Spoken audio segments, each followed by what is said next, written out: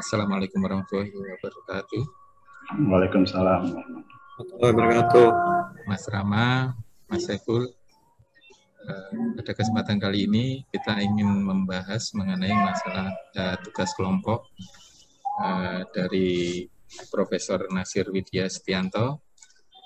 Jadi kita diminta untuk membuat identifikasi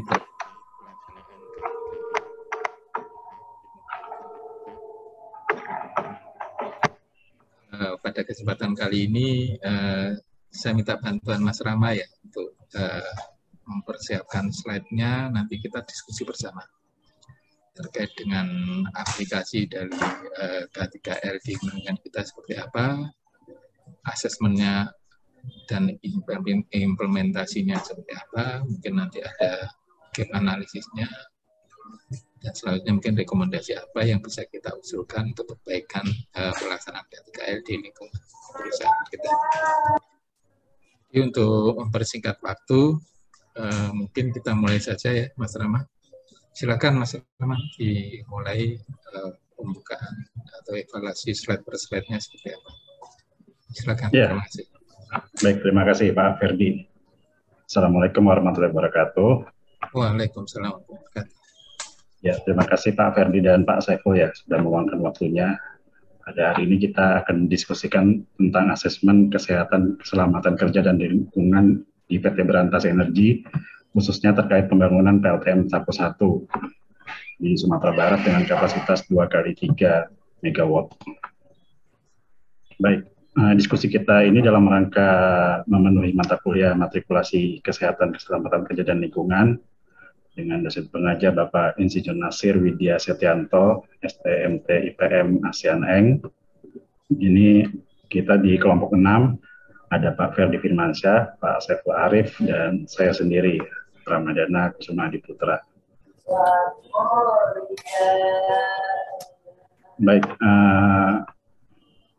materi diskusi kita pada hari ini terdiri dari pendahuluan, kemudian ada kita nanti membahas penerapan SMK 3L di proyek PLTM Saku 1, kemudian dokumentasi, dan nanti ditutup dengan kesimpulan dan saran. Baik, kita mulai pendahuluan. Nah, ini pendahuluan terkait penerapan sistem manajemen K3L atau SMK 3L, di mana maksud dari penerapan SMK 3L di PT Berantas Energi ini adalah untuk memberikan petunjuk mengenai tata cara dan laksana dalam mengidentifikasi, memberikan rekomendasi, mengendalikan dan mencegah atau mengurangi potensi bahaya dan risiko terjadinya kecelakaan kerja, baik pada SDM, peralatan, atau sistem PLTM maupun lingkungan kerja di mana PLTM tersebut dibangun. Sedangkan tujuannya untuk menjamin dan melindungi keselamatan dan kesehatan tenaga kerja, menghilangkan atau menurunkan risiko dan dampak yang ditimbulkan dari kecelakaan kerja, serta dampaknya terhadap lingkungan. Untuk acuan ini ada beberapa regulasi di mana PT Berantas Energi mengacu, antaranya Undang-Undang Nomor 1 Tahun 70 terkait keselamatan kerja, kemudian Undang-Undang Nomor 23 Tahun 2009 tentang perlindungan dan pengelolaan lingkungan hidup, kemudian aturan-aturan turunannya seperti PP, Peraturan Menteri Tenaga Kerja dan Transmigrasi, Tenaga Kerja, kemudian ISO juga 14.001 dan ISO 45.001. Ini gimana dari rekan-rekan Pak Ferdi dan Mas Saiful terkait maksud dan tujuan SMK 3L di PT Berantas Energi ini?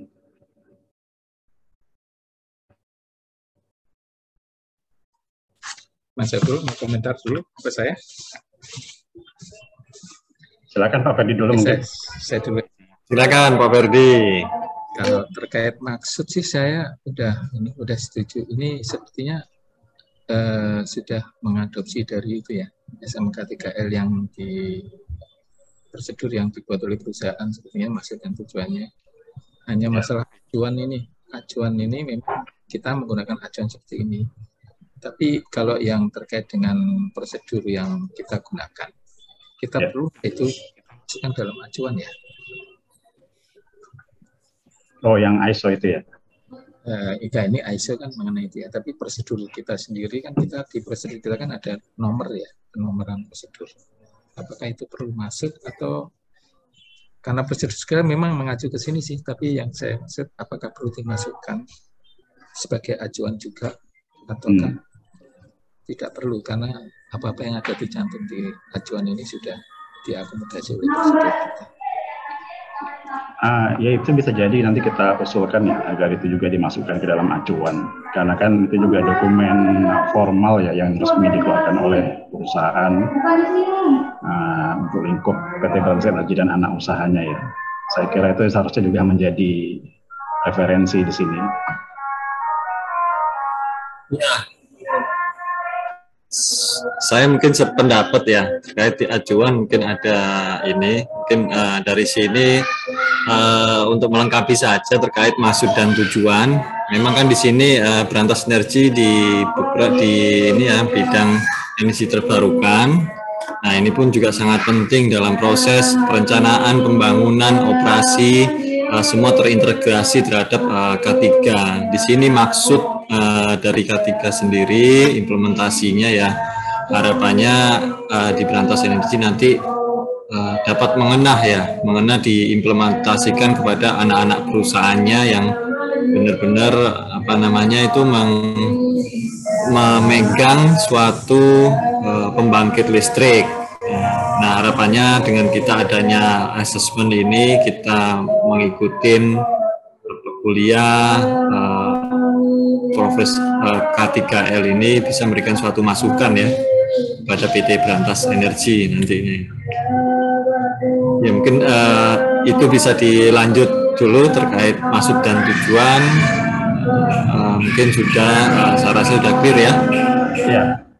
Ya, setuju, lanjut aja. Ya setuju Mas Epol. Apalagi perusahaan kita ini kan investor ya kita jatuhnya sebagai owner gitu ya. Jadi di mana kita harus memperhatikan keberlanjutan proyek itu sendiri selama 20 sampai 30 tahun yang mana masa PJBL kita dengan PLN ya. Jadi kalau kita bisa menerapkan K3 ini dengan baik, tentunya nanti berkorelasi dengan keandalan pembangkit kita tersebut. Harapannya bisa andal dan menekan asidennya, zero asiden, sehingga produksi pembangkit listrik kita itu sesuai dengan apa yang direncanakan. Ya, baik. Kemudian kita masuk ke alur proses SMK3L. Ini yang ditetapkan perusahaan ada 5 poin utama. Yang pertama itu, ya, ini penetapan kebijakan K3-nya, yang mana rinciannya itu adalah terkait komitmen pelaksanaan K3L. Kemudian B, perencanaan K3, itu ada identifikasi kebutuhan dan harapan stakeholder, kemudian identifikasi bahaya dan aspek K3L yang kita kenal dengan IRA-DC, ada evaluasi, kemudian menentukan sasaran, program, jadwal, dan yang juga penting rencana biaya K3L itu sendiri. Kemudian yang ketiga atau C ini pelaksanaan rencana K3-nya. Ini menentukan struktur organisasinya, kemudian pelatihan, konsultasi, pengendalian operasional, pengendalian dokumen dan data, keterlibatan mitra, kesiapsiagaan dan tanggap darurat, serta ada punish and reward di sini. Kemudian yang keempat, pemantauannya dan evaluasi kinerja K3-nya. Ini terkait pemeriksaan, pengujian, dan pengukuran. Kemudian audit internal yang kita lakukan untuk SMK3L. Apalagi untuk sertifikasi ya, ini audit internal harus berkala dan berkesinambungan kita lakukan di PT Berantas Energi. Yang terakhir ini terkait peninjauan dan peningkatan kinerja SMK3 itu sendiri, di mana ada tinjauan dari manajemen ini sampai top level, sampai direksi secara berkala. Kemudian tentunya perbaikan dan peningkatan kinerja. Nah, ini sendiri tidak berhenti sampai di E, ini terus kita lakukan berkelanjutan, berkesinambungan, ada peningkatan berkelanjutan di sini. Tentunya harapannya Semakin lama semakin baik penerapan K3L di lingkungan perusahaan Petronas Energi. Mungkin ada tanggapan dari rekan-rekan terkait hal proses ini. Silakan. Ini sepertinya agak sedikit berbeda ya, Mas Rama, kalau kita bandingkan dengan yang diajarkan sama Profesor Nasir. Ya. Jadi di sini ada di samping ada penetapan kebijakan K3 yang di A, terus ada setelah A itu ada organisasi. Organisasi itu baru perencanaan. Cuman kalau dilihat secara konten, secara keseluruhan sih organisasi di sini ada di pelaksanaan rencana K3 di C, poin C, di poin A, di sub A, struktur organisasi. Artinya memang secara urutan dari mulai penetapan kebijakan K3, perencanaan, pelaksanaan sampai ke kegiatan yang berkelanjutan. Ini secara konten sih masih sama sih dengan yang disampaikan secara teoritisnya oleh Profesor Nasir. Cuman kalau memang ini sepertinya sumbernya kan dari prosedur yang kita laksanakan ya. Jadi betul Pak, dari prosedur perusahaan. Jadi artinya kami menganggap sih, kalau saya pribadi menganggap bahwa ini sudah memenuhi kaidah yang berlaku di dalam standar itu SMK 3L secara umum. Itu ya. Menurut saya. Ya mungkin rinciannya ya, maksud Pak PD, peletakan rinciannya itu mungkin ada yang sebaiknya diletakkan pada saat perencanaan seperti itu. Jadi sudah dari awal dimulai direncanakan seperti organisasi. Siapa yang bertanggung jawab di situ, siapa yang pelaksanaannya, siapa yang melakukan evaluasi penilaian. Nah, itu jadi lebih sejak dari awal sudah ditentukan seperti itu. Ditentukan, iya. Ya. Kalau dari Mas Eko gimana? Iya, ini sepertinya konsep yang model sistem manajemen ya terhadap semuanya mutu ya, sistem manajemen secara umum ya, plan, do, check, action gitu kan, semuanya ada diterapkan. Tapi di dalam proses di Prof Nasir juga waktu saat perkuliahan memang ada modifikasi sepertinya di sini kita lihat kepada poin A ada penetapan kebijakan. Nah, di sini tentunya suatu prosedur yang harus ditetapkan oleh suatu perusahaan ya. Nah, terus mengikut rencananya seperti ini juga kegiatan. Jadi mungkin modifikasi kualitas energi untuk sebagai standar ya. Ya ini kita perlu melakukan cek kembali ya, evaluasi kembali pelaksanaan sistem manajemen antara K3L ini apakah sejalan dengan sesuai dengan alur sistem manajemen PDCA-nya. Ya. Gitu. Ya, setuju Mas Eko. Jadi kita mendapatkan insight baru ya dari kita kuliah di PSPPI, dari Pak Insinyur Nasir terkait dengan PDCA itu tadi. Itu nanti bisa kita jadikan rujukan, kemudian kita usulkan gitu ke perusahaan untuk dilakukan peningkatan. Nanti kan ada program perbaikan dan peningkatan kinerja. Nah, itu bisa masuk ke sini nanti supaya selalu ada peningkatan dan lebih baik ke depannya di perusahaan kita. Mungkin cukup ya pembahasan kita untuk alat proses ini. Ya, bisa lanjut. Ya, lanjut. Ya. Nah, kemudian ini terkait identifikasi kebutuhan dan harapan stakeholder. Nah, ini yang diidentifikasi oleh perusahaan, stakeholder kita yang pertama adalah PT PLN tentunya sebagai off-taker ya, jual beli tenaga listrik dari pembangkit milik kita. Ya, ini kebutuhan dan harapan sudah diidentifikasi, kemudian tindak lanjutnya mungkin nggak usah saya bacakan detail ya. Ya, intinya terkait penyedia tenaga listriknya itu harus andal ke PLN. Kemudian untuk harapannya tentunya COD yang tepat waktu, keandalan supply, ini tindak lanjutnya. Saya kira ini udah pas ya kalau untuk PT PLN. Atau mungkin ada usulan ini dari Pak Ferdi atau Pak Sevo.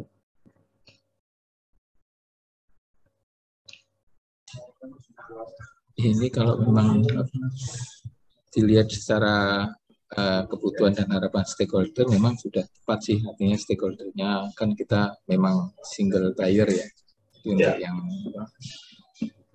produksi dari pembangkit kita itu memang off-takernya ya memang dari hanya PLN aja untuk saat ini ya. Secara kebutuhan dari PLN memang seperti itu harapannya, juga harapan dari kita. Cuman memang apakah cukup relevan ini kita masukkan identifikasi kebutuhan dan harapan stakeholder, sementara yang kita bahas di sini terkait dengan K3L-nya. Jadi mungkin artinya secara keseluruhan kebutuhan dan harapan stakeholder mungkin untuk nomor 1.1 ini mungkin oke. Cuman terkait dengan relevansi dengan item atau dengan pokok bahasan kita selama ini sih, yang saat ini sih sepertinya bisa saja itu tidak dimunculkan. Tapi monggo aja, terserah dari teman-teman. Karena ini kita diskusi bersama. Ya, Pak Fer, cukup ini ya. Jadi secara memang implementasi terhadap K3L, terutama ruang ya, SMA K3L. Nah, di sini perusahaan selalu memberikan kebutuhan harapan terhadap stakeholder judulnya. Jadi mestinya perusahaan Berantas Energi akan memilah ya istilahnya itu, atau melakukan evaluasi kembali terhadap register fokus pada K3L atau fokus secara keseluruhan ya. Jadi sepertinya ini kalau dimasukin di dalam sistem K3L, kemungkinan ini akan jadi umum ya, jadi nggak terlalu mengena kepada K3L-nya sendiri. Iya, kurang mengena ke K3L-nya. Ini untuk tujuan umum ini sepertinya. Sedangkan ini kan sumbernya pedoman SMK3L ya, di PT Energi nomor BE strip PM strip 01 ini. Ya mungkin harus lebih jelas gitu ya arah K3L-nya di mana gitu. Artinya kalau memang identifikasi ini memang diperlukan untuk prosedur yang lain, boleh-boleh saja. Tapi untuk yang SMK3L seharusnya mungkin lebih fokus saja. Iya. Ya nggak apa ini kalau memang itu bisa dikatakan koreksi dari kita untuk prosedur yang ada di perusahaan nanti. Iya. Dan ini memang yang diidentifikasi perusahaan cukup banyak ini, selain stakeholder PLN juga ada. Nah, dari pihak kredit ada 2 dari kreditor atau lender, kemudian mitra kita yang lain, pengembang lain. Nah, ini yang nomor 4 itu bagus tuh, BPJS Kesehatan, artinya lebih. Ya, 4 pihak BPJS. Iya. Coba lanjut Mas, yang 5 ini bisa tenaga kerjaan. Ya, terkait jaminan-jaminan untuk karyawan ini. Mungkin ada lagi. Ya. Yang terkait tenaga kerjaan, data ini. Nomor 6 ini bisa masuk, bisa enggak. Layanan pajak mungkin. Enggak langsung ini K3L-nya. Iya, coba. Kalau KPP. 8 bank, 9 vendor. Iya, vendor. Ya, mungkin enggak yang terkait dengan lingkungan ya. Itu tadi kan K3-nya mau lingkungannya kira-kira. Nah, ini ada nih. Dinas Lingkungan Hidup. Iya. Rekomendasi untuk penerbitan izin usaha. Ini kira-kira izin usaha mungkin kurang tepat ya, yang tepat izin lingkungan. Izin yang kita lingkungan kenal mungkin, ya AMDAL atau UKLUPL. Atau KPL. Iya. Yang kita kenal sama ini izin lingkungan dengan dokumen lingkungannya itu AMDAL atau UKLUPL sesuai klasifikasinya. Nanti diterbitkan izin lingkungan namanya. Rekomendasi dulu, rekomendasi apa? Ya, rekomendasi dari baru dinas ya. Kemudian bisa dari bupati atau gubernur ya. Ya. Ya, mungkin nanti di kolom 12 nomor 12 Dinas Lingkungan ini mungkin juga ditulis kebutuhannya itu pemantauan ya. implementasi terhadap izin yang sudah diterima itu ada kewajiban pemantauan. Betul, ada apa RKL, RPL itu. Ya, masuk di dalam itu. Oke, lanjut. Oke, setuju. Lanjut. Oke, kita lanjut. Nah, ini terkait penerapan SMK 3L di proyek PLTM 11 yang kita ambil sebagai studi kasus begitu ya. Coba ini mari kita bahas. Nah, ini ada identifikasi harapan dan sasaran. Secara garis besar ini, yang pertama memastikan zero fatal accident. Kemudian yang kedua terkait lingkungannya. Sasarannya tidak terjadi pencemaran lingkungan yang diakibatkan oleh proses konstruksi.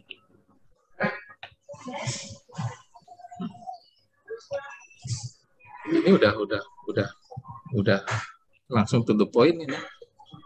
Memastikan zero fatal accident, artinya K3-nya.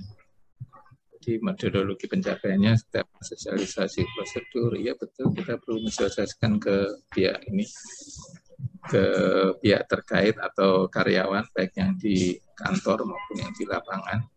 Saya melakukan analisa risiko, ya betul menyusun program. Yang kedua, tidak terjadi pencemaran lingkungan, itu yang terkait dengan lingkungan. Sisi lingkungannya, betul ya. Iya, udah mantap. Ya, memang ini kan lingkupnya di proyek ya, di proyek. Jadi sepertinya langsung to the point, mereka langsung ke arah apa sih sasarannya di proyek tersebut. Kalau tadi kan yang di atas korporasi ya, perusahaan. Jadi bicaranya lebih umum. Dari Pak Saiful gimana Pak? Saya rasa ini hampir semua ini ya teridentifikasi semua secara di K3L-nya. Soalnya sudah cukup lengkap ini untuk implementasi di lapangan ini. Baik. Nah, kemudian dari project juga mereka menetapkan risk register ini. Ada risiko longsor, banjir, kemudian penumpukan material. Cuma ini sepertinya mungkin perlu dirinci lebih jauh ya. Saya kira risiko di proyek kan nggak cuma 3 hal ini, longsor, banjir, dan penumpukan. Iya, betul.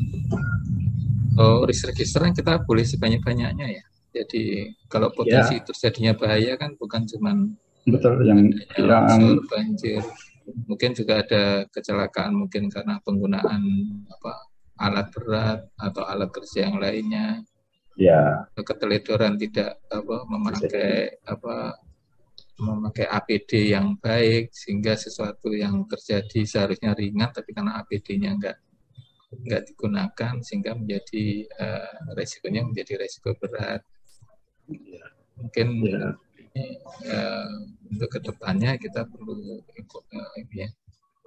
kita perlu evaluasi, tapi memang ini tanggung jawab yang pihak yang berkompeten ya, dalam hal ini GHSE yang harus concern untuk memeriksa terkait dengan risk register. Betul. Tidak hanya 3 ini. Mungkin bisa diidentifikasi lebih dalam lagi. Ya. Iya. Hingga nanti ini kan ada analisis tingkat risiko nih, mana yang bisa diterima atau perlu mitigasi atau mungkin perlu dihindari ini kan.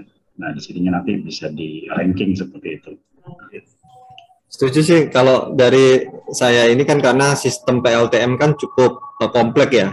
Ini register juga sangat perlu teridentifikasi lagi nih. Bukan hanya cuma 3 item ini aja yang sangat krusial gitu kan. Ya. Oke, baik. Nanti kita usulkan ke tim GHSE ini. Nah, kemudian ini masuk ke hazard identification, risk assessment, and determining control, atau kita kenal HIRA-DC. Ini sepertinya sudah cukup banyak ini analisanya, ada beberapa terkait item pekerjaan. Yang pertama ini pendirian site, terkait tanah, kemudian instalasi existing. Ini sudah diidentifikasi risikonya, kemudian siapa yang berpotensi terkena risiko.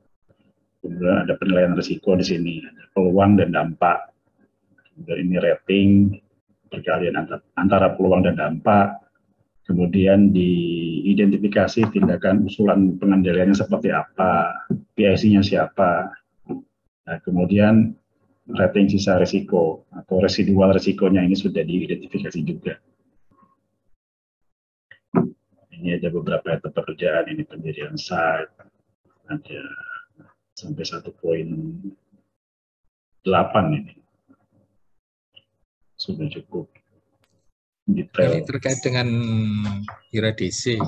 Ya. Seharusnya IRA DC ini apakah harus sinkron ya dengan apa tadi istilahnya dengan register tadi ya? Apakah harus sinkron ataukah kita bisa membuat ini telahan yang berbeda terkait? Kalau menurut saya sih seharusnya kita bisa sinkronkan ya terkait dengan ini.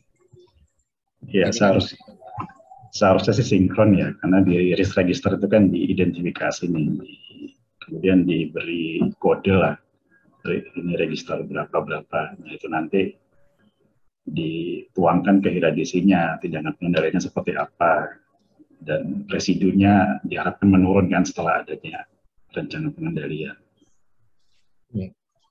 Jadi ini kan lokasi pembangkit kita kan biasanya kan memang di daerah-daerah yang hilly, daerah berbukit atau daerah pegunungan.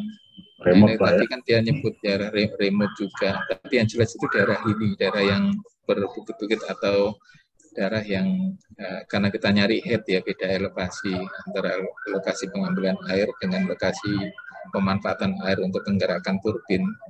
Jadi memang potensi kita menggali sesuatu, menggali tanah atau apa itu kan bisa aja tanah yang kita gali itu ternyata di sana ada sumber gas atau mungkin ada material lain atau yang mengkontaminasi kondisi tanah, dan ini kan berbahaya sekali buat pekerja atau buat orang yang melakukan penggalian. Kalau penggalian dilakukan dengan alat berat mungkin resikonya nggak terlalu berat, tapi kalau ternyata harus dilakukan secara manual itu yang jadi bahaya, orang bisa keracunan. Jadi sebenarnya secara relevansi terkait IRA DC ini sebenarnya kalau saya lihat udah cukup bagus sih. Memang perlu sinkronisasi aja dengan tadi terkait dengan resikonya tadi, registrasi resikonya itu tadi aja yang menjadi agak sedikit ini nggak nyambung. Kalau isi IRA DC sudah cukup detail dan menyeluruh ini. Iya. Ini terkait tanah ini juga sudah disebutkan di sini Pak, lebih kontak dengan bankingnya berbahaya. Mungkin ada tindakan perbaikannya.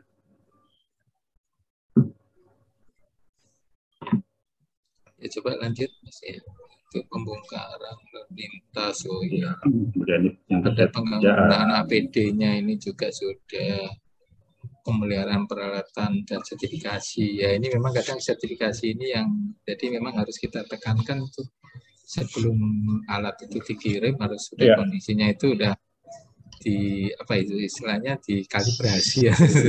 Jadi sehingga pengukuran apapun terkait dengan kan nanti ada alat untuk mengukur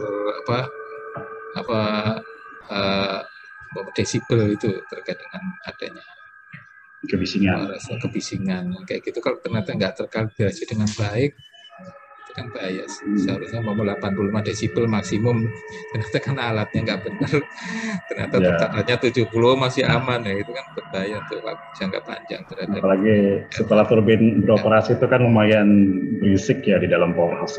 Iya. Pengalaman saya berkunjung ke powerhouse. Atau mungkin itu dijadikan persyaratan nanti kita usulkan ke manajemen bahasanya terkait dengan kebisingan itu harus kita batasi untuk vendor yang mau kita beli alat elektromekanikalnya nggak boleh melebihi dari sekian desibel, sehingga kita nggak perlu menggunakan penutup telinga gitu karena sudah diakomodasi dengan peredam kebisingan di dalam generatornya umpamanya. Iya. Teman-teman manajer unit kemudian operator juga itu kan tiap hari langsung kontak ya dengan kebisingan itu. Iya. Kalau untuk 8 jam kerja, sehari 8 jam kerja, bahaya itu buat pendengaran mereka. Nah ini kemudian pekerjaan penggalian juga sudah diidentifikasi. Penggalian ini juga krusial ya di proyek-proyek PLTM atau PLTA itu. karena itu tadi kita mencari head ya. Kemudian biasanya lokasi kita berbukit-bukit, jadi itu penggalian salah satu pekerjaan yang perlu mendapat perhatian khusus ini.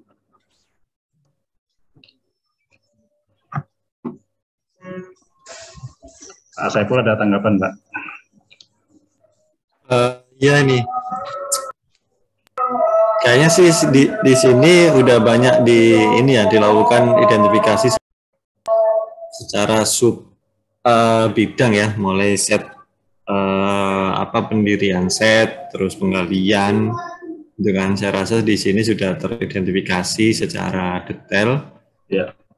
Berapa item tadi ya, cuman masukannya sih harus disinkronkan atau dengan risk register sehingga identifikasi itu bisa relevan implementasinya nantinya. Ya. Iya. Setuju. Iya, bisa dilanjut untuk. Nah, ini ada juga laporan penyediaan APD di proyek PLTM Saklo ini. Cuma ini sepertinya belum menyeluruh ya, ada checklist yang masih kosong, di mana saya kira di situ juga diperlukan sebenarnya.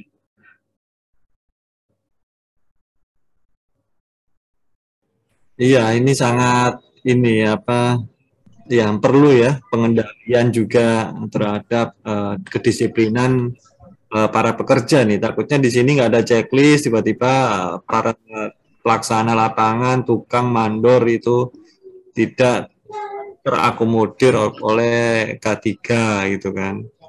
Masuk kalau hujan, apakah ada atau tidak. Nah, ini di sini implementasinya. Nah, jadi di sini hanya standar-standar aja yang diakomodir, kayak sepatu boot gitu kan. Nah, helmet, terus rompi kerja. Kadang-kadang tukang pun tidak pakai sepatu boot, kadang-kadang pakai sendal jepit, apapun kerja aja gitu kan. Nah, ini yang risiko tinggi. Ya. Ini perlu lebih digalakkan lagi edukasi dan pengawasannya ini. Gimana Pak Ferdi, ada pandangan? Ini memang ada beberapa hal, tapi kita perlu tahu nih sebenarnya minimum requirement untuk penyediaan APD ini seperti apa. Artinya memang harusnya tiap jenis proyek harusnya berbeda minimum requirement-nya. Kalau dilihat dari apa yang disampaikan di sini, jadi pihak kontraktor pelaksana ini hanya normatif aja ini penyediaan APD-nya. Nah, kalau menurut saya sih untuk pembangkit PLTM ini seharusnya kayak ini tadi yang ngomong facial ini kan ada pekerjaan penstock ya. Mungkin apakah saya rasa penstock itu butuh pengelasan ini. Saya rasa sih seharusnya ada ya, mungkin kontraktornya lupa untuk mencatat. Itu kan tadi. Hanya ada beberapa yang tidak di checklist ini. Di checklist ya. Terus ini apa ya, long sleeve ini pemahaman saya kayak baju lengan panjang gitu kan. Ya, lengan panjang itu. Ya, itu untuk ngelas itu kan sebaiknya pakai baju lengan panjang sehingga pada itu tidak terkena. Tidak kontak dengan kulit ya, Pak. Ya, sarung tangan kulit juga diperlukan. Jadi sepertinya ini apa? Sepatu safety ya tadi ya disampaikan Mas Saiful. Sepertinya kalau saya lihat, saya pernah ke sana, mereka pakai kok. Jadi ini mungkin ada yang kurang, tapi atau mungkin ada yang memang pencatatannya aja yang. Nah, ini perlu peran dari pihak yang ini yang memeriksa agar apa yang diisi oleh kontraktor itu tidak serta-merta kita terima, karena bisa aja ya apa-apa ini jadi masalah karena ini kan terdokumentasi ya. Ya. Sampai ternyata nanti ada kejadian yang tidak diinginkan, ternyata dokumentasinya seperti ini, dan ini dianggap ada kesalahan prosedur. Padahal sebelumnya mungkin kontraktor sudah memenuhi kelengkapan APD yang sudah dipersyaratkan. Ya, ini usulan yang cukup baik ya buat tim GIS kita untuk pengawasannya di lapangan seperti apa. Sudah sesuai atau ada yang kurang atau berlebih justru terkait APD ini untuk item-item masing-masing item jenis pekerjaannya. Oke, lanjut. Baik, nah ini berikutnya terkait penggunaan lampu ini ada laporan ini ada 10 item rambu-rambunya dengan jumlah pada kolom berikutnya dan lokasi ini, house, sipon, dan seterusnya. Nah, ini juga ada monitoringnya, kondisi bagus. Ada satu yang kondisinya sudah pudar ini untuk rambu keselamatan kerja di STA 0100, nanti di sekitar sentrap gitu ya. Ini penting ya, penggunaan rambu ini juga harus menjadi perhatian. Menurut saya penting sih. Memang ada dilema nih kalau kita pakai rambu yang bagus. Rambu yang bagus itu kan yang kayak ada spotlight itu ya. Jadi artinya Ya, bisa pada waktu malam pun terlihat rambu itu, sehingga ada waktu orang melakukan kegiatan di malam hari di sekitar lokasi proyek itu juga melihat rambu tersebut. Nah, saya khawatirnya pudar, istilah pudar ini ternyata materinya atau bahan rambunya itu tidak dari ini fluoresen yang tidak dari spotlight, sehingga ini bahaya sekali. Pada waktu siang mungkin terlihat, tapi artinya tidak aware, orang nanti tidak aware bahwasanya di situ ada rambu-rambu larangan karena tidak menyolok. Jadi kita perlu sarankan, apalagi di area waterway yang memanjang begitu ya, orang nggak tahu salah-salah masuk ke waterway. Selama ya memang sih, artinya ada dua kondisi. Selama proses konstruksi kan belum terisi air, itu juga bahaya, nanti terjadi luka karena terjatuh. Tapi kalau pas ada air, bahayanya nanti ya tenggelam atau hal-hal lain yang beresiko terhadap hilangnya nyawa. Iya. Maaf, ini kira-kira rambu ini ada approval-nya nggak ya? Belum ada paraf, artinya ada yang mengevaluasi jumlah rambunya betul seperti itu atau ini hanya gitu ya? Jadi, status kan monitoring ya, jadi ada suatu yang melegalkan gitu, monitoring. Iya. Bisa saja nanti kita ya artinya harus ada yang meng-approve, ada yang menyampaikan, ada yang approve. Memang seperti itu jumlahnya. Ya, kemudian monitoring juga ini mungkin rutin ya, dalam beberapa waktu sekali. Takutnya kan ada yang hilang gitu, diambil orang tidak bertanggung jawab gitu. Bisa saja. Diloakin. Ya memang itu sih, kalau memelihara remote mungkin kita ini ya tidak bisa iya bisa enggak ya. Bisa iya bisa enggak, maksudnya kan kadang-kadang ya namanya di daerah remote seharusnya tidak ada orang yang terlalu mengakses ke daerah sana. Tapi ada juga karena dianggapnya tidak ada orang yang masuk sana, kita abai, atau ada orang atau perambah hutan atau menganggap itu sebagai material atau bahan yang nggak dibutuhkan, diambil aja untuk dikeluarkan. Ya memang sebaiknya sih apapun itu resikonya, seharusnya kita harus membuat standar yang baik untuk pengadaan atau pemasangan rambu tersebut. Kita lanjut dulu ya. Nah, ini contoh temuan unsafe act and condition ini. Nah, ini pada saat pelaksanaan ini ditemukan ada paku-paku pada sisa box mesin ini. Dan resikonya tentunya pekerja tertusuk paku ya. Ini jenisnya unsafe condition. Ini sudah ada usulan perbaikannya juga. Dan di slide berikutnya ini sudah dilakukan tindakan perbaikan. Di slide ini menjelaskan temuannya saja. Kemudian ini kabel yang tidak ada penyangganya. Nah, ini tentunya bahaya ya, bisa putus atau terkena sengatan arus listrik. Ada sisa sampah ini di dalam power hose. Ini mengakibatkan bau tidak sedap dan area turbin tentunya menjadi kotor. Terkait jalan sempit pada pekerjaan galian nih, ada risiko truk bergelincir dan pekerja juga bisa jatuh ke dalam. Nah, ini di slide berikutnya ini sudah ada laporan tindakan penanganannya. Jadi seperti paku bekas box tadi ini sudah dibuang ke tempat yang sudah disediakan ya. Kemudian sudah diberikan teguran ini, catatannya kepada pekerja yang bekerja di area tersebut. Kemudian untuk kabel tadi ini ada didirikan tiang sebagai sanggahan gitu supaya kabelnya itu tidak kemana-mana seperti ini. Dan jalur kabelnya juga dibenahi. Tadi kotoran di powerhouse, sampah tadi sudah dibersihkan supaya area turbin itu bisa clear ini. Nah, bahaya sekali kalau area turbin itu kotor ya. Di situ kan perawatan elektrikal yang sensitif. Nah, untuk di teres tadi yang galian ada resiko truk tergelincir dan pekerja jatuh, ini sudah diberikan lampu di sini.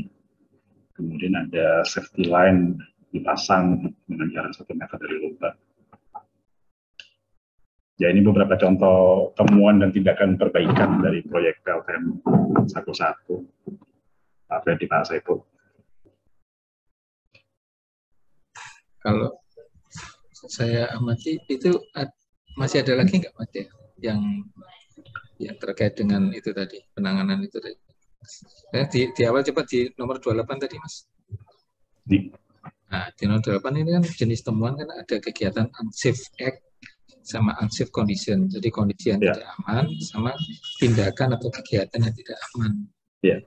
Jadi sepertinya ini dari pihak kontraktor hanya mengamati atau mencatat kondisi yang tidak aman.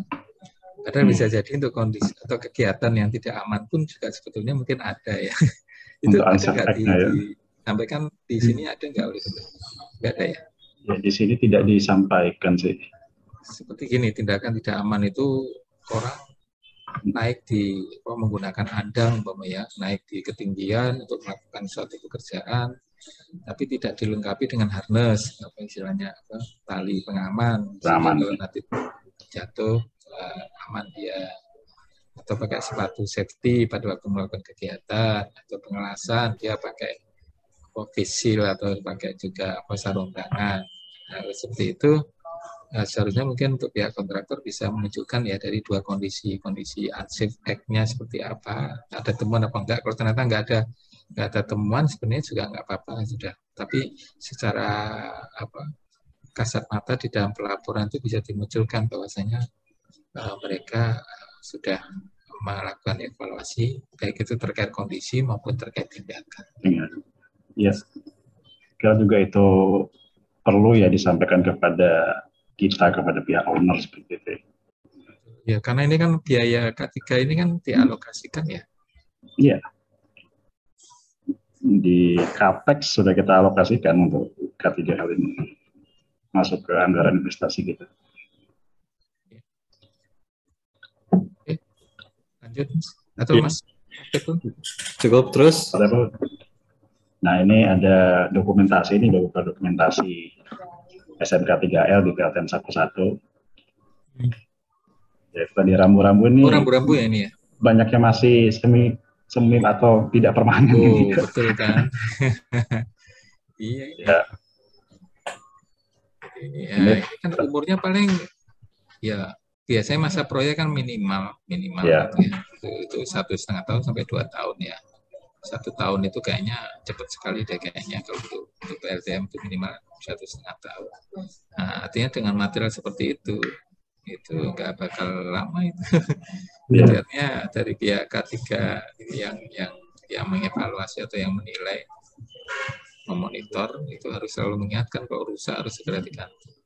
Ya, terutama untuk untuk masa operasi ya itu kan sampai puluhan tahun ini. Kalau masa operasi ini belum beres masa operasi, jadi kita perlu sampaikan tuh ke pihak GASE, istilahnya kelengkapan K3 ini, rambu-rambu terutama itu kita harus speknya harus seperti apa agar bisa digunakan kalau ini sebenarnya hanya digunakan untuk periode konstruksi doang, ini kalau operasinya saya khawatirnya malah nggak teralokasikan oleh pihak manajemen, itu jadi bahaya.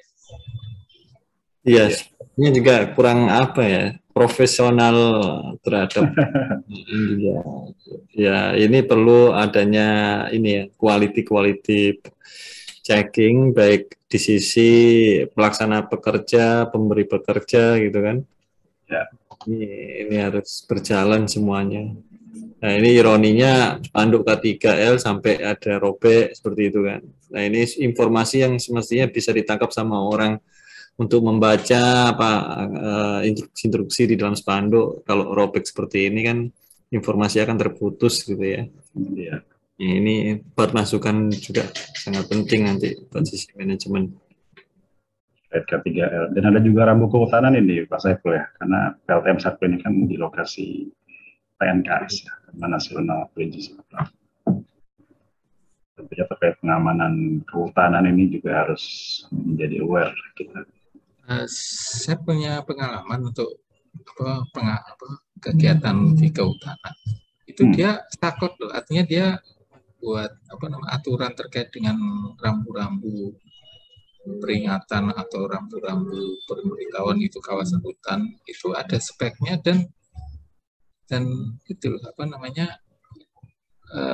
dia malah terbuat dari aluminium atau mungkin kayu, dan kayu itu dicat dan ya ada standarnya ya. Bagus, iya ada standarnya. Standar, termasuk warna dan font penulisan itu supaya terlihat. Iya ya. Kalau kita bikin sendiri mungkin nggak sesuai dengan standar, tapi kalau yang jalankan, yang ngerjakan tuh konsultan di bidang kehutanan, itu udah otomatis dia udah tahu standar. Jadi mungkin sebaiknya kalau memang terkait dengan kehutanan, kita memanfaatkan peran konsultan untuk melaksanakan kegiatan ini, termasuk pemasangan rambu-rambu dan sebagainya. Jadi nggak 2 kali kerja gitu. Ya, setuju. Oke, lanjut. Ya, baik.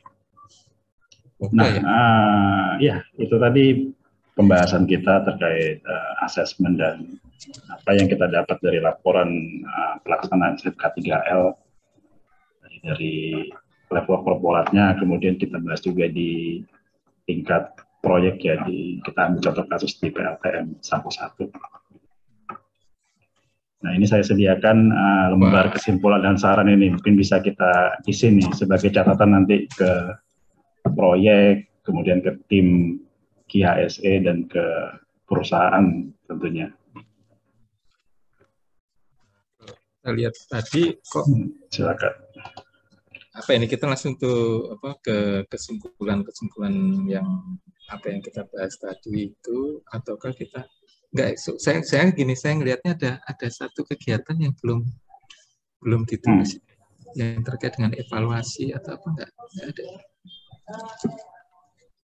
Artinya yang agar berkelanjutan itu yang sepertinya dari apakah kita menemukan itu ya? Enggak ya? Ya ini nggak disampaikan sih. Itu mungkin nanti masuk dari bagian kesimpulan kali ya. Jadi apa yang dilakukan itu sudah sesuai dengan prosedur yang kita miliki atau tidak, sepertinya sih. Ya. Prosedur ini kan sudah menjadi prosedur standarnya dari perusahaan. Berarti artinya kontraktor mungkin ya terkait dengan peninjauan peningkatan ini, kontraktor mungkin sudah melakukan dengan baik, tapi di internal kita belum melakukan evaluasi dan peninjauan serta peningkatan. Ya, nanti kita masukkan saja ke saran ya, supaya menjadi catatan perbaikan ini bagi perusahaan. Oke, kita langsung aja ya. Ya, kesimpulan nih. Kesimpulan itu. Silakan Pak Ferdi atau Pak Saiful duluan. Jadi kesimpulannya yang pertama terkait dengan pencatatan tadi APD ya. Ya. Jadi penyediaan dan pencatatan APD itu harus pencatatan terkait penyediaan dan pencatatan dalam apa tadi istilahnya ya. Jadi pencatatan form ya, form apa tadi ya? Checklist ya. Checklist ya, form atau dalam checklist harus sesuai gitu.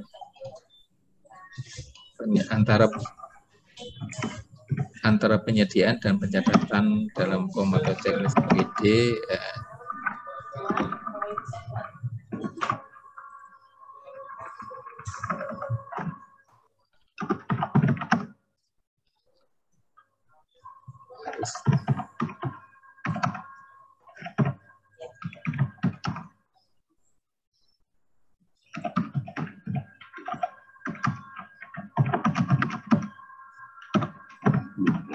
gitu ya.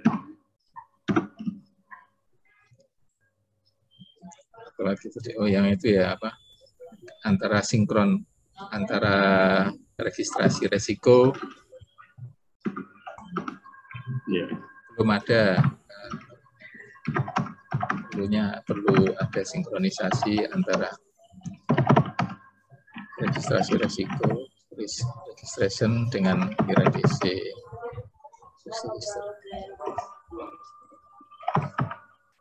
Oh, ini mungkin saran nanti ya. Ini kan kesimpulan. Saran ya. Kita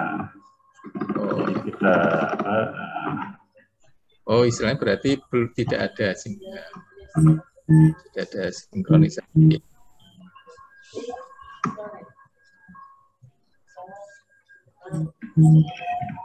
Oh, ini berarti ini kita kesimpulannya penyediaan dan pencatatan dalam form checklist APD terindikasi tidak, ya ada indikasi tidak sinkron, tidak sesuai dengan kondisi lapangan ya, kondisi real di proyek. Ya, kemudian sinkronisasi. Tadi juga kita membahas rambu ya. Material, penggunaan material untuk rambu-rambu.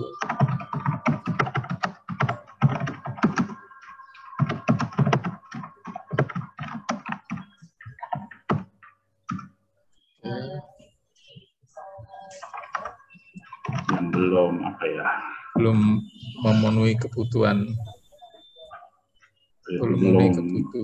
untuk itu sesuai dengan standar ya, belum standar dan memenuhi kebutuhan untuk ini apa namanya, umur operasi kita kan nggak cuma 1-2 tahun, 25 tahun, 20 tahun. Kebutuhan umur operasi unit pembangkit.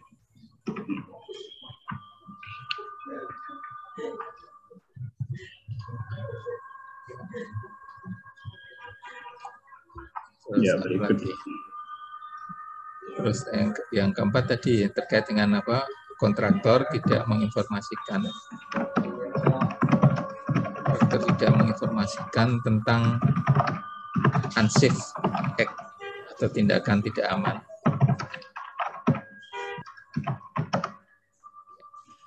Yang terjadi di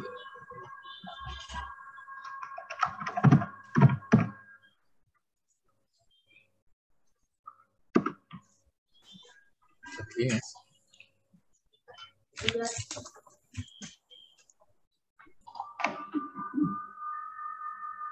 Nah, terkait ini mungkin ya, perbaikan berkelanjutan di tim KIASE kita ya. Jadi ini yang mungkin yang poin penting itu bahwasanya manajemen perusahaan belum melakukan pemantauan dan evaluasi kinerja K3. Kalau pemantauan sih sudah ya, bukan belum. Mungkin belum berkelanjutan gitu ya. Manajemen perusahaan ya, pemberi kerja atau audit internal, audit kan, evaluasi pihak kitanya, maksudnya sebagai owner project ini, punya kan harus berkelanjutan ini pengawasannya dan pengendaliannya ya. Ya, belum melakukan evaluasi secara berkelanjutan Kak.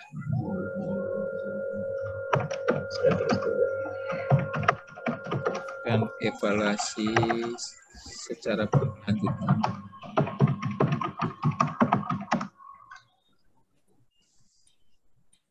Sehingga kekurangan, maksud saya gini, jadi kekurangan yang ada di dalam kegiatan K3L yang dilaksanakan kontraktor itu tidak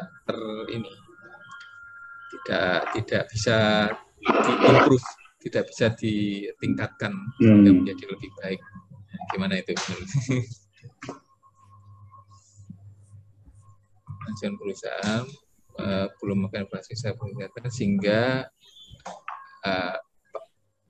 sehingga kegiatan K3L di lapangan bisa mengalami peningkatan.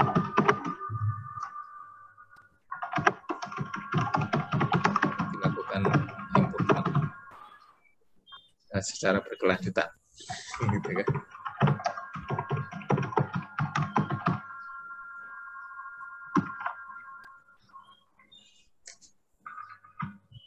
Monitoring dan evaluasi ya? Apa evaluasi aja itu ya?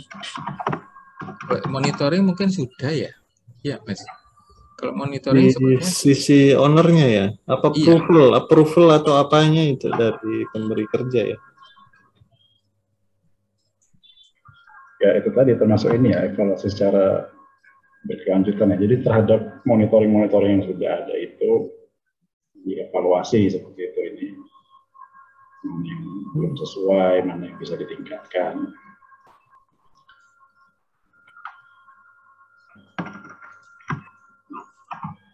Atau apa ada lagi kan? Kalau menurut saya sih cukup sih, artinya poinnya sih sebenarnya evaluasi. Evaluasi apakah itu perlu perbaikan kah, apakah sudah cukup kah, ada apa. Jadi poin-poin itu yang menurut saya penting. Karena kalau nggak gitu kita nggak ada improvement, nggak ada perbaikan berkelanjutan. Tapi kalau monitoring mungkin saya rasa sudah ya monitoringnya itu, karena itu ya kalau menurut saya di sana kan ada apa namanya, ada di samping ada owner representatif yang juga harus membantu monitor kegiatan K3L di sana. Dan juga ada secara secara periodik ada tim dari K3L dari pusat yang ini ya meninjau ke sana ya. Ya seperti safety patrol. Mungkin terdokumentasinya mungkin yang kurang. Nah sepertinya maksud Pak Saiful seperti itu ya. Mungkin monitoring kan sudah, tetapi apa? Tidak terdokumentasi. Betul. Nah itu ditambahkan boleh itu kegiatan monitoring oleh manajemen perusahaan tidak terdokumentasi dengan baik sehingga tidak menunjukkan kegiatan monitoring itu berjalan apa tidak, itu kan?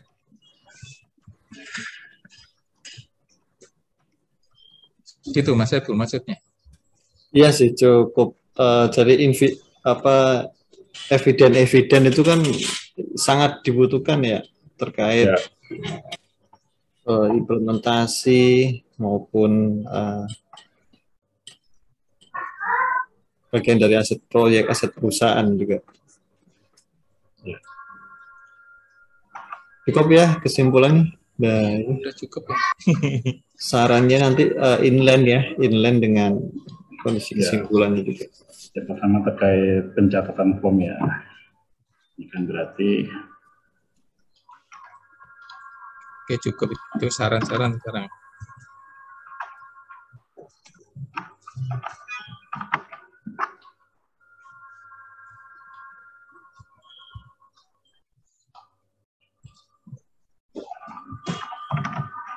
Harus disesuaikan dengan kondisi real di project. Ya seperti ini.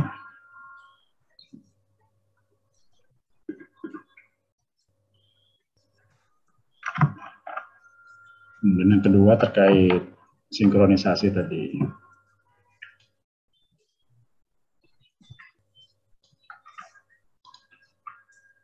Sorry.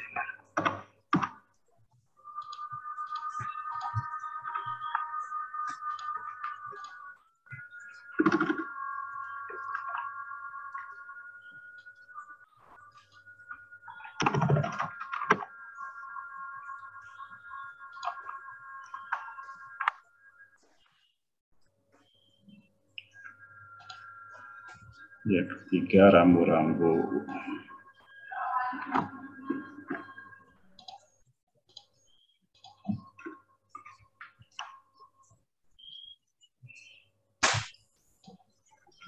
Harus memenuhi standar ya. Dan menurutnya umur operasi unit pembangkit ya dalam kurung saja Mas antara 20 sampai 30 tahun. 20 sampai 25 ya. Kira berapa? Sampai 30 sih. 30. Untuk PLTA 20 tahun.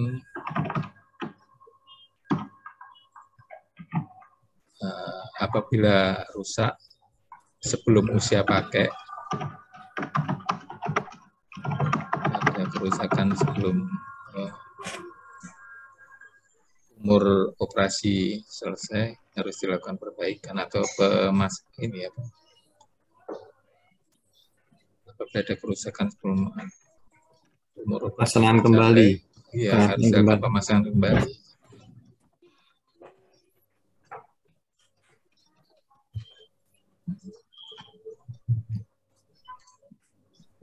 Atau kondisi ya. Kondisi apa sih? Atau ya di perbaikan, pengecatan ulang. Ya, dikembalikan ke kondisi awalnya. Lagi. Refurbish.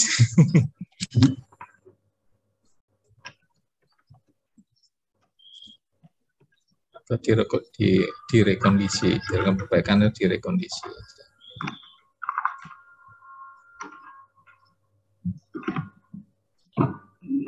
Yang keempat terkait kontraktornya yang Unsafe Act.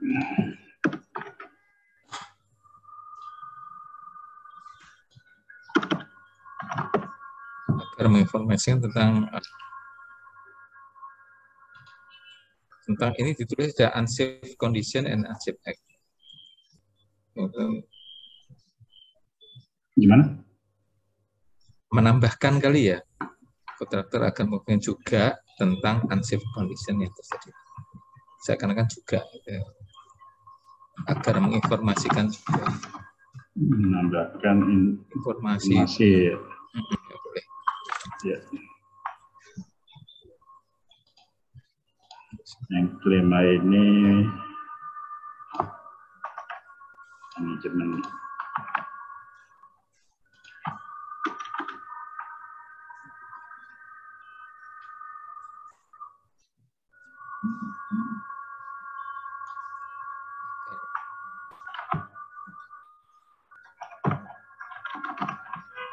Bukan evaluasi saja.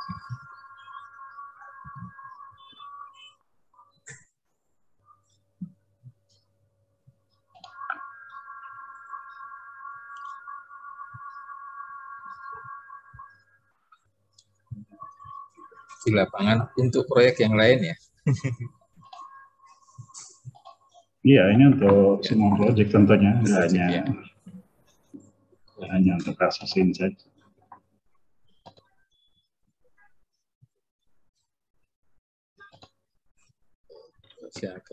Ada lagi. Nah, monitoring KTN belum terrekomendasi ya.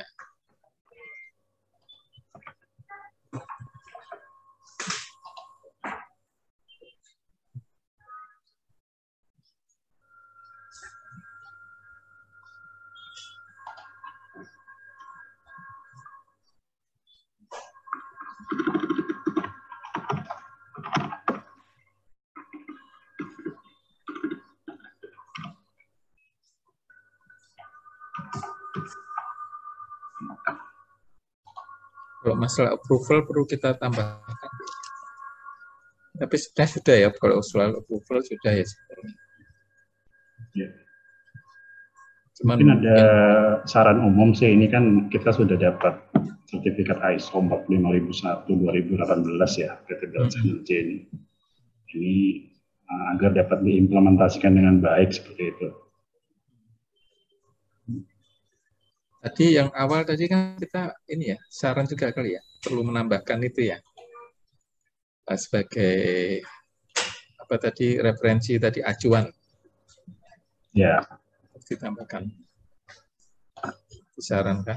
Apa langsung dibawa aja, nomor 7 aja. Jadi ISO sama itu prosedur di perusahaan dipakai sebagai acuan. ISO dan prosedur K3L perusahaan.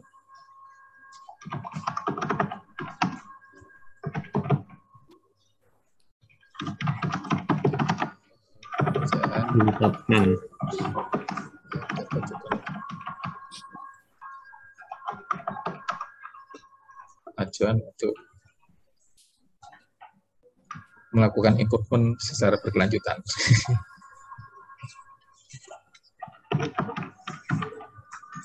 Cukup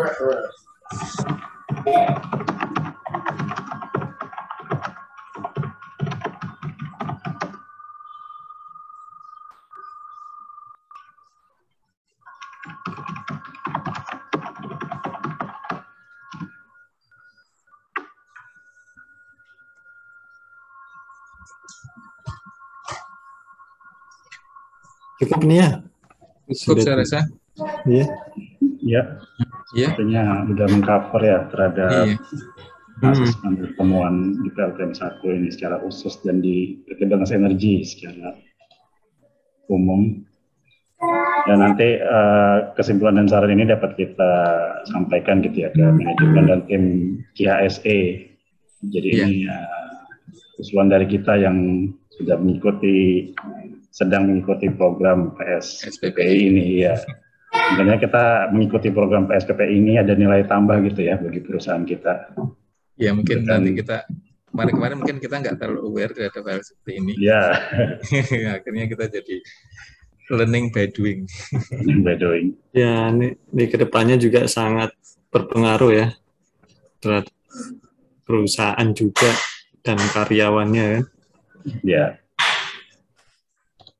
Misalnya safety first memang benar-benar diterapkan dan dilaksanakan di perusahaan kita, tidak hanya sekedar jargon atau moto saja. Ya, cukup. Ya, baik. Iya, saya rasa cukup, Mas. Ya, diskusi yang sangat menarik terkait K3L ini di perusahaan kita. Baik, terima kasih waktunya Pak Ferdi, Pak Saiful. Ya. Nah, ada yang mau disampaikan mungkin penutup Pak Ferdi? Ya, Pak Ferdi yang nutup itu. Tadi yang buka Pak Ferdi. Pak Yoga, kalau gitu materinya saya tutup dulu deh. Baik. Oke. Terima kasih. Assalamualaikum warahmatullahi wabarakatuh. Waalaikumsalam. Waktu dan layar saya kembalikan ke Pak Ferdi. Silakan Pak. Terima kasih Mas Rahma, Mas Saiful. Alhamdulillah kelompok 6 sudah selesai membahas tentang asesmen terkait dengan kegiatan konstruksi PLTM. Kita ambil sampelnya ini kebetulan di PLTM 1. Semoga bisa memberikan nilai tambah baik kepada kita secara pribadi, kepada kita selaku kelompok maupun kepada perusahaan, sehingga diharapkan nanti ini bisa menjadi nilai tambah dan bisa menjadi improvement ya, bisa menjadi bahan improvement untuk kedepannya, sehingga K3L bisa benar-benar terlaksana dengan baik sebagaimana yang kita harapkan, sehingga zero accident maupun tanggung jawab kita untuk selalu menjaga lingkungan bisa terlaksana. Dan saya rasa itu yang mungkin yang bisa kita bahas, kita sampaikan, semoga bermanfaat. Dan saya tutup ya. Wabillahi taufiq wal hidayah. Wassalamualaikum warahmatullahi wabarakatuh. Waalaikumsalam. Salam sehat semua ya. Oke. Terima kasih. Terima kasih Pak Ferdi. Izin live ya. Ya, kita akhiri ya. Kita akhiri. Waalaikumsalam.